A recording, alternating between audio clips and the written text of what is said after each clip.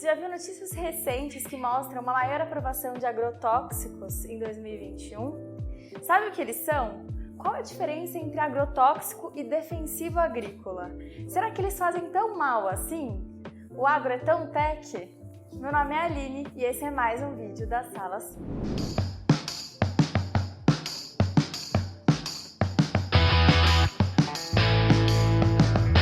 Em 2022, a gente teve um grande aumento de agrotóxicos que foram aprovados pela Anvisa para serem utilizados na agricultura. Foram cerca de 562. Esse aumento vem sendo gradativo desde 2016 e em 2017 teve números expressivos. Outro fato alarmante é que desde 2008, o Brasil é um dos maiores consumidores de agrotóxicos, mas não os maiores produtores. Inclusive, é meio polêmico, né? Porque a maioria dos grandes produtores de agrotóxicos tem sedes situadas em países onde a maioria deles não são aceitos. Essa situação preocupa no Brasil porque essa aprovação dos agrotóxicos ela é praticamente eterna. Não há um projeto a longo prazo para você observar os impactos desses agrotóxicos no meio ambiente e nas pessoas em geral. O que isso significa? Será que é tão ruim assim?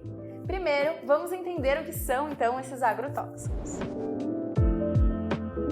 Antes de tudo, tenho que dizer para vocês que defensivo agrícola ou agrotóxico é exatamente a mesma coisa.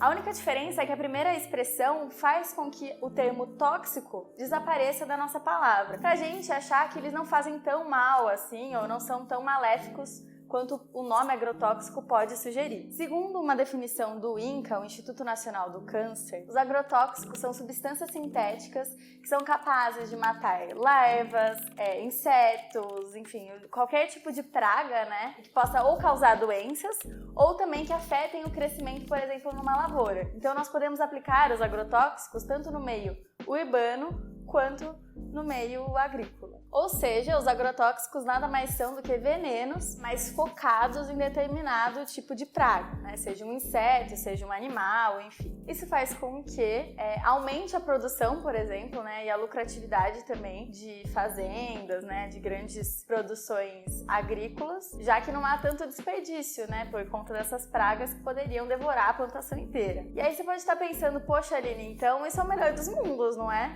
Não tem risco pra gente, eles são focados. Mas será que isso é verdade? Na verdade não, né?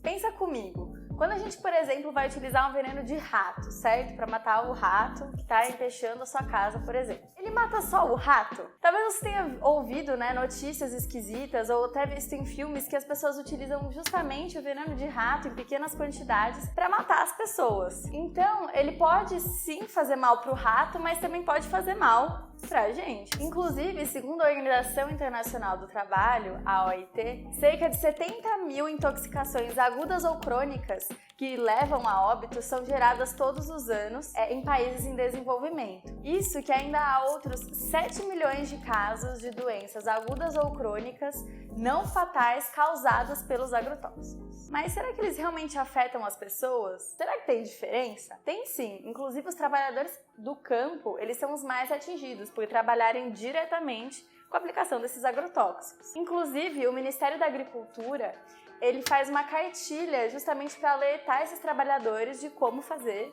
esse manuseio. Pra gente, que é o consumidor final, né, dessa cadeia toda de produtos agrícolas, por exemplo, a contaminação ela é mais silenciosa, mas não pode ser ignorada. Ela ocorre desde a ingestão desses alimentos, que podem ter aí alguns resíduos desses agrotóxicos, até a ingestão de água. Inclusive porque esses agrotóxicos eles acabam contaminando o solo desse plantio, chegando até os rios, né, poluindo esses rios, e mesmo passando pela estação de tratamento de água, né, de água de esgoto, ainda há traços desses agrotóxicos, porque essas estações de tratamento elas não estão específicas para tirar esses agrotóxicos da água. Além disso, eles contaminam também outros animais, que se você ingere algum tipo de animal, certo? Isso também vai entrar nessa conta de pequenas doses de agrotóxicos que entram indiretamente, né, no nosso organismo.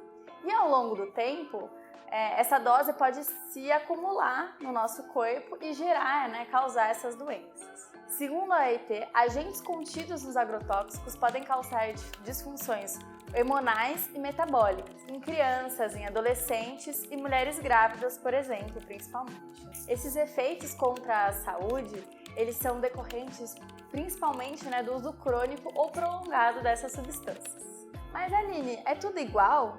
Todos são tóxicos da mesma forma, fazem mal do mesmo jeito? Não, inclusive o INCA ele faz todo um ranqueamento à base de cores para dizer quão perigoso esse agrotóxico é.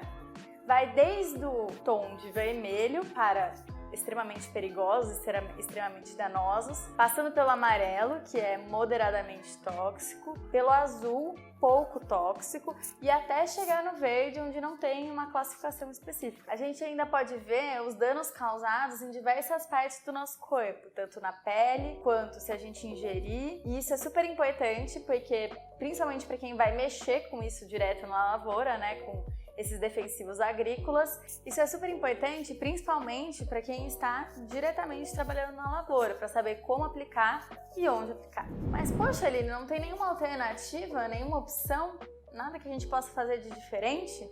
Sempre tem uma luz no fim do túnel. Geralmente, os produtores da agricultura familiar não utilizam agrotóxicos em sua produção, tornando ela orgânica. Óbvio que tem mais desafios e talvez aí um pouco mais de desperdício, mas vale a pena. Pode-se fazer o controle de pragas a partir de predadores naturais dessas pragas, como acontece no Japão e na Tailândia na produção de arroz. Então, naquelas vastas imensidões de regiões alagadas do arroz, eles inserem ali patos, que além de ajudar na oxigenação da água ali da produção, eles também acabam comendo larvas, pragas ali do arroz. Aqui no Brasil, um conhecido produtor de alimentos orgânicos é o MTST, ou Movimento dos Trabalhadores Sem Terra, que conta com diversos acampamentos espalhados pelo país, com práticas e técnicas que não prejudicam o meio ambiente, o ser humano e os trabalhadores que trabalham nessas áreas. Há ainda pesquisas na Embrapa que fazem uma investigação sobre insumos biológicos como enzimas